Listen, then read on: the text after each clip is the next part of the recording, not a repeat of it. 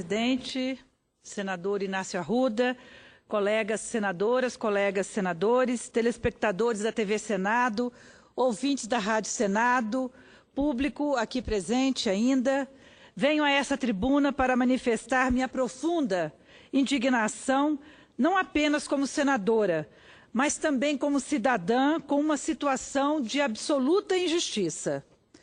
Me refiro ao caso de feminicídio de Cristina Gabrielsen, ocorrido na cidade do Recife, em Pernambuco, em 1995, cujo assassino, apesar de ter sido condenado pelo Tribunal do Júri pelo bárbaro assassinato, não irá pagar pelo crime cometido. Vou citar com detalhes aos senhores e senhoras o fato para que tomem conhecimento e fiquem igualmente indignados com tamanho absurdo. A CPMI da violência contra a mulher, da qual tive a honra de ser a relatora, esteve no Recife em 12 de abril de 2012. E lá ouviu do filho e do irmão de Cristina Gabrielsen a notícia de que um crime bárbaro ocorrido em 1995, após 17 anos, aquela época, não havia sequer tido um primeiro julgamento. O autor dos disparos, Antenor Ferreira Beleza Neto, ex-companheiro de Cristina, foi denunciado, mas interpôs uma série de recursos objetivando protelar ao máximo o julgamento e levar à prescrição do crime.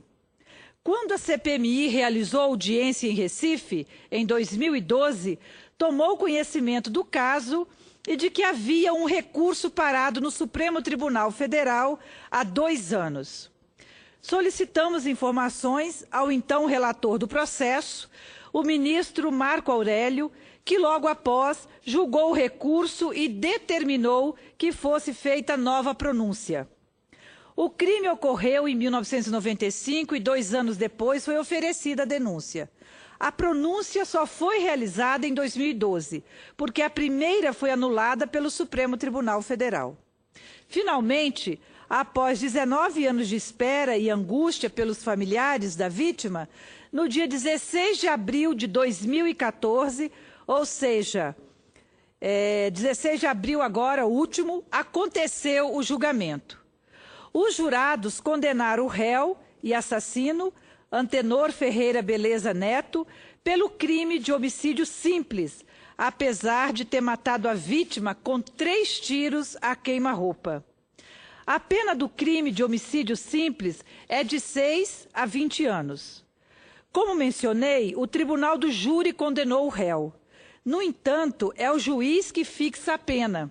E o magistrado Ernesto Bezerra Cavalcante, da primeira vara do júri de Recife, fixou a pena em 8 anos, o que levou à prescrição retroativa do crime, impedindo que o condenado pague por este crime. Se a pena tivesse sido fixada em 8 anos e 1 mês, por exemplo, o crime não prescreveria. É impressionante como pode um magistrado, que representa a possibilidade de fazer justiça, tenha dado uma pena a esse crime que permitiu a prescrição.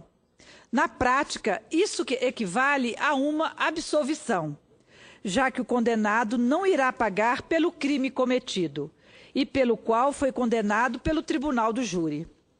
O caso de Cristina Gabrielsen é muito semelhante ao de Maria da Penha, que todos e todas nós conhecemos. Assim como no caso de Maria da Penha, o assassino de Cristina Gabrielsen interpôs inúmeros recursos. Da mesma forma, o acusado da tentativa de homicídio de Maria da Penha, embora tivesse sido condenado pelo júri, também nunca tinha cumprido um dia sequer na cadeia. O caso de Maria da Penha só foi a julgamento porque houve a condenação do Brasil pela morosidade e impunidade. Maria da Penha lutou por mais de 15 anos para que o caso fosse a julgamento. É exatamente isso que temos nesse caso, morosidade, isto é, 19 anos para ocorrer o primeiro julgamento, e impunidade, condenação sem cumprimento da pena. É inaceitável que, após o caso da Maria da Penha, cuja responsabilização internacional do Estado brasileiro condenou essa prática de tolerância à violência contra as mulheres, situações como a que relato ainda aconteçam em nosso país. Em 16 de abril de 2001, a Comissão Interamericana de Direitos Humanos responsabilizou o Estado por omissão, negligência e tolerância em relação à violência doméstica contra as mulheres brasileiras e considerou que o caso Maria da Penha não representava uma situação isolada no Brasil. Ao contrário, era um exemplo do padrão sistemático que seguiam os casos de violência doméstica contra a mulher no país e da impunidade desses casos.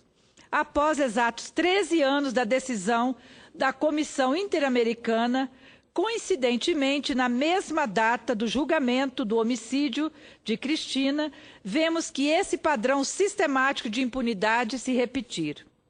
O caso de Cristina Gabrielsen expressa com uma nitidez terrível como se pode procrastinar um julgamento e deixar impune um crime.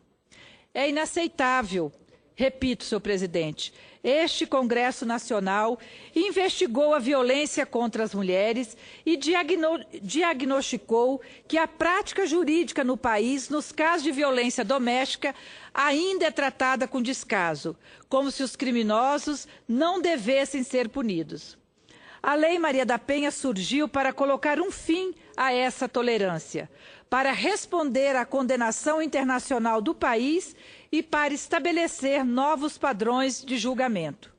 No entanto, o que observamos no julgamento do assassino de Cristina Gabrielsen foi uma conivência do Poder Judiciário com impunidade, com a tolerância a um crime bárbaro e sem justificativa, que não seja a conduta machista de um homem.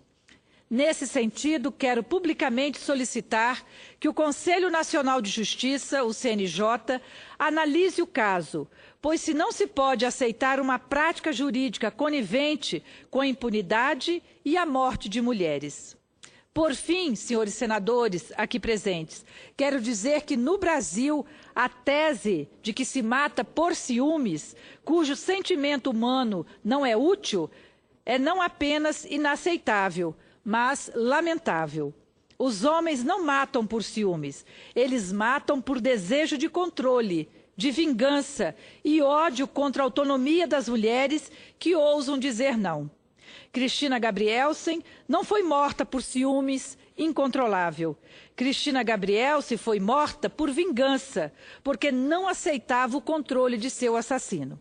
Esse tipo de crime tem um nome, feminicídio, e é por isso que a CPMI apresentou um projeto de lei criminalizando o feminicídio. Senhores senadores, senador Paim, senador Inácio Arruda e demais senadores, é por isso que temos que aprovar o projeto que criminaliza esse tipo de crime contra as mulheres.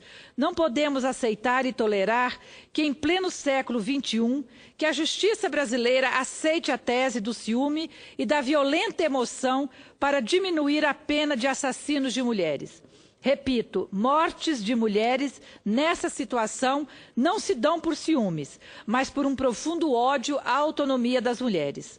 Por isso, espera-se que o Tribunal de Justiça de Pernambuco revise a pena imposta pelo juiz da primeira vara do Tribunal do Júri de Recife e não acolha a tese de morte por ciúme ou acidental. A morte de Cristina Gabrielsen, assim como a tentativa de homicídio de Maria da Penha, ocorreram porque elas, assim como milhares de brasileiras, não aceitam o controle dos homens.